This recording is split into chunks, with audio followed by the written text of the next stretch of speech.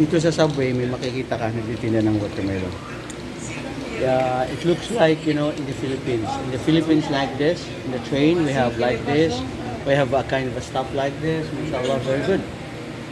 So, what is this? Chicharin. And what about this one? What is this? A kind of a biscuits? No. Comprendo mucho. No comprendo English. No English? No English. Spanish. Oh, Española ya, señora. Ya, señora Española. ¿Cómo te llamo? Buenos días. Gracias. Where are you from? Where are you from?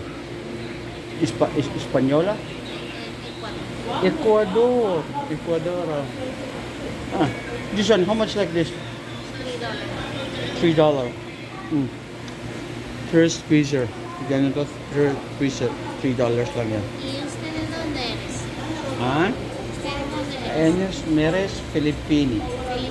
Filipina. Filipina. Yes. ¿Sí Filipina. comprende español? ¿Ah? ¿Sí comprende español? Sí, que pene española, como te llamo, no limitangere, el filibusterismo. El filibusterismo.